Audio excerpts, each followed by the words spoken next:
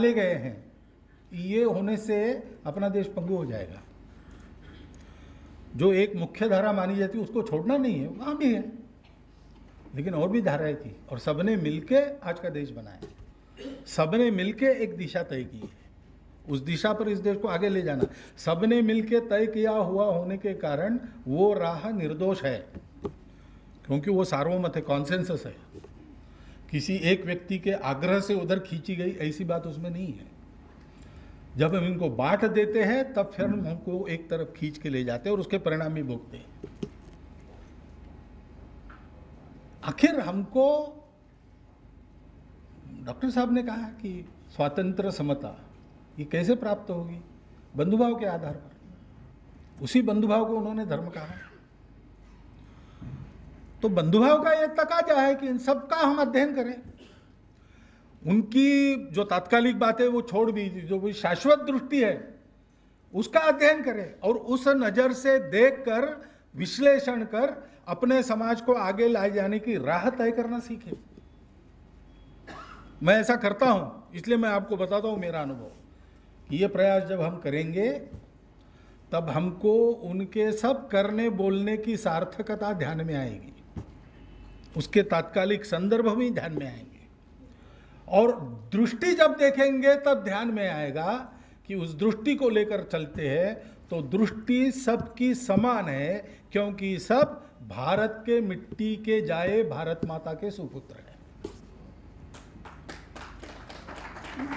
कम से कम ये साक्षात्कार हमको हो गया कि ये सब हमारे महापुरुष उस समय भी एक दूसरे के विरोधी के नाते एक दूसरे खड़े थे, परंतु इन मामलों में किसी का भेद नहीं था और इसलिए विरोधी होने के बाद भी उनका मिलना जुलना रहता था, बात करना रहता था, एक दूसरे का मानना भी रहता था। सबके अपने स्वभाव वैचित्र थे, सबकी अपनी पृष्ठभूमि अलग अलग थी, इश्यूज पर सबके मत अलग अलग हो सकते थे। एक प्रसंग याद आया, हमारे रासू गवई जी, वो भी अभी बुद्धवासी हो गए, कल ही उनको श्रद्धांजलि होगी। लेकिन कैसे रहता है, संकोच नहीं था। 1983 में हमारे संघ शिक्षा वर्ग में वो प्रमुख अतिथि के नाते आए और आए यानी उन्होंने फोन, क्योंकि मैं उस समय नागपुर का प्रचारक था तो मैंने ही वो फोन उठाया। उन्होंने कहा कि मुझे बुलाओ।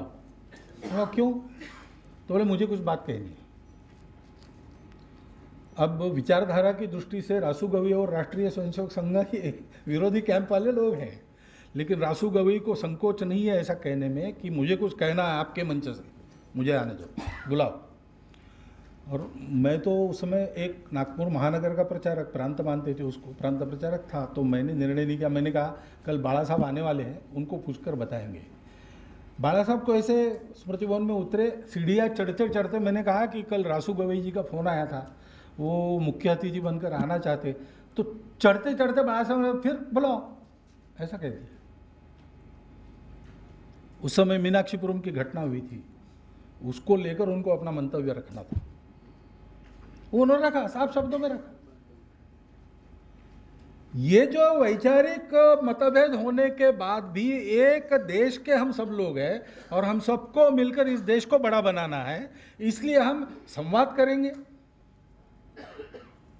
खंडन मंडन होगा, जो सत्य है वो समन्वय से बाहर निकलेगा, उसके पीछे सब चलेंगे। इस प्रकार की एक वृत्ति, इसकी बहुत आवश्यकता है। और डॉक्टर अंबेडकर साहब के पूरे जीवन में इतना कड़ा अन्याय झेलने के बाद भी, अपमान झेलने के बाद भी, उपेक्षा झेलने के बाद भी एक क्षण भी देश हित का विस्मरण उनको हुआ नहीं, ये जानने की बात है।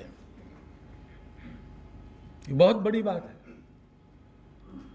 अपने केवल अपने परिश्रम से इतना उच्च स्थान उन्होंने हासिल किया, उसके बावजूद उनकी जाति को लेकर उनके अपमान भी हुए। बड़े बनने के बाद, बैरिस्टर डॉक्टर बाबा साहब आम्बेडकर बनने के बाद भी अपमान करने वाले अदने से लोग थे जो किसी प्रकार उनकी बराबरी से नहीं ठहरते थे।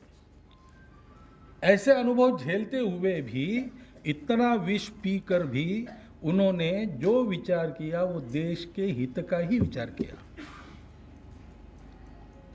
तो भारत का कोई भी नागरिक उनको क्या मानेगा? क्या मानेगा? वो अपना मानेगा, अपना आदर्श मानेगा। ऐसा ही चरित्र है। इस चरित्र को पढ़ते हैं तो जिन लोगों का दुख हमको कभी दिखता नहीं, उनके दुख की वेदना अपने मन में जागती है। फिर आदत से जो हम करते रहे उसमें कहाँ कितना अन्याय भरा है ये हमारे ध्यान में आता है, और उसको उससे रास्ता निकालने की प्रेरणा भी जागती है, रास्ता भी दिख जाता है कैसे निकालना। संपूर्ण समाज को एक रखकर चलना है तो समाज में समरसता होनी ही पड़ेगी। मानवीय प्रयत्नों से जितनी समता संभव है उतनी सारी समता लानी ही पड़ेगी, और वो सब क्षेत्रों में लानी पड़ेगी। राजनीतिक, सामाजिक, आर्थिक और मानसिकता ये बनानी पड़ेगी कि ठीक है ये सारे दोष हमारे इसमें है, पहले रहे होंगे, हम कोई पुराणपंथी दकियानुसी लोग नहीं है। संत परीक्षान्यतरत भजन्ते। हम अपने 2000 साल के व्यवहार का पूर्ण परीक्षण करेंगे। आखिर सारे शास्त्र होते क्यों हैं? मनुष्य धर्मलाभ करे इसलिए ही होते हैं। डॉक्टर बाबा साहब जिस अर्थ में धम्म कहते थे उस अर्थ में मैं धर्म कह रहा हूं। पूजा पद्धति का धर्म नहीं है, वो समाज की धारणा करने वाला है, सबको एक साथ आनंद देने वाला है, वो रेप्लिकेबल है। यहाँ हो सकता है, वहाँ नहीं हो सकता, ऐसा नहीं है। और वो प्रारंभ में, मध्य में और अंत में कल्याणकारक ही है। ऐसा धर्म देने वाला अपना देश सनातन काल से है। उस धर्म का स्वरूप छोड़कर हम जब अपने स्वार्थ के लिए भटक गए तब फिर धर्म के नाम पर इतना अन्याय हुआ है। उसको वापस करना होगा। हम सब लोगों को अपने आप को धर्म के रास्ते पर लाना पड़ेगा। पूजा पद्धति कोई हो, तात्कालिक इश्यूज पर मत कोई हो, लेकिन इन बातों पर तो कोई मतभेद होने की आवश्यकता नहीं है। समानता ही कोई मतभेद का मुद्दा नहीं है। हमारे ऋषि मुनियों तक ने सबने वो अनुभूति से बताया है कि सब एक है। अगर सब एक है तो फिर आचरण का दोगलापन क्यों? डॉक्टर बाबा साहब अम्बेडकर ने वही कहा कि कितने दिन ये दोगलापन चलेगा। और डॉक्टर हेडगेवार ने हमको यही समझाया कि तत्व और व्यवहार दो अलग बातें मानते हैं। कई बार बोलते हैं तात्विक दृष्टि से तो ठीक है, लेकिन व्यावहारिक दृष्टि से अलग चलना पड़ेगा। तो डॉक्टर हेडगेवार कहते हैं कि जिस तत्व को आप व्यवहार में ला नहीं सकते उस तत्व का कोई उपयोग नहीं, और जिस व्यवहार का तत्व से अनुकूल्य नहीं है वो व्यवहार गलत है। और तत्व अगर है कि ब्रह्म सत्यम, जगन मिथ्या, तो मिथ्या जगत के छोटे छोटे स्वार्थों को लेकर हम वो सबकी आंतरिक एकता को भूलकर क्यों चलते हैं? जैसे डॉक्टर अंबेडकर साहब ने एक सवाल उत्पन्न किया कि उनको हमारा मालिक बनना फायदे का है, लेकिन हमको गुलाम बनना कहाँ फायदे का है। वैसे जो मालिक बने थे उन्होंने भी सोचना है कि जिस धर्म की दुआई देकर हम कहते हैं उस धर्म में तो ऐसा नहीं कहा है, तो ये दोगलापन हम क्यों करें, ये पाप हम क्यों करें, हम धर्म को मलिन क्यों करें? ये विचार मंथन होना बहुत आवश्यकता है। वैसे तो हुआ है, डॉक्टर अंबेडकर की तपस्या व्यर्थ नहीं गई है, परंतु वो मन से जाने की बात रही थी। बुद्धि से तो समझ में आ गया सबकी, वैसा नहीं। 2000 वर्षों की आदत को मन से दूर करना पड़ेगा। उसके लिए तो अभ्यास, यही दूसरा रास्ता नहीं, अभ्यास ही करना पड़ेगा उसको। और वो अभ्यास अपना ठीक चले, निरंतर चले, उचित दिशा में चले, इसलिए ये सारी बातें पढ़नी पड़ेगी। और इसलिए एक तो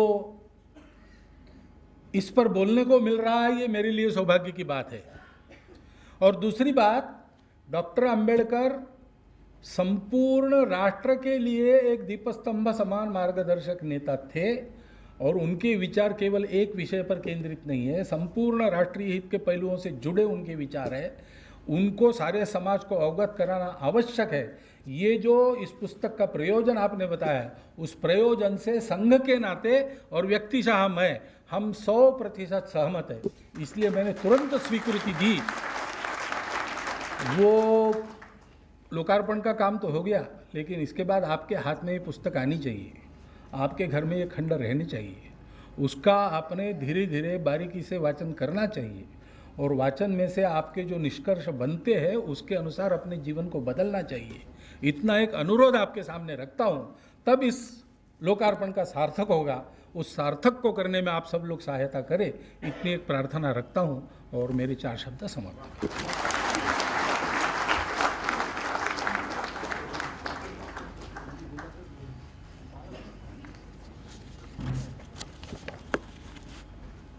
आदरणीय मोहन जी को सुनना हमेशा बड़ा सुखद होता है। समय कैसे निकलता है मालूम ही नहीं पड़ता। और मुझे स्मरण आता है हमारी 3 पुस्तकों के लोकार्पण में उन्होंने एक बात कही थी कि समाज की अंतिम सीढ़ी पर एक आदमी हाथ ऊपर कर रहा है, तो जो ऊपर खड़ा है उसका कर्तव्य है कि वो हाथ बढ़ाकर उस हाथ को ऊपर खींचे। तो वो समय आ गया है और वो संदेश माननीय मोहन जी ने दिया है, ये सार्थक होगा। मैं उनका आभारी हूँ। हम कार्यक्रम के अंतिम चरण में हैं। आप सबके प्रति कृतज्ञता ज्ञापित करना मेरा पुनीत कर्तव्य है और यह औपचारिकता नहीं, हम सचमुच कृतज्ञ हैं। आप सबके आने से हमारा आनंद बढ़ा, हमारा मान बढ़ा। प्रभात प्रकाशन का सदैव यह प्रयास रहा है कि वे अपने महापुरुषों को, अपनी गौरवशाली संस्कृति को रेखांकित करने वाली पुस्तकों का प्रकाशन करें। आदरणीय मोहन जी हमारे मार्गदर्शक हैं, उनके विचार हमारे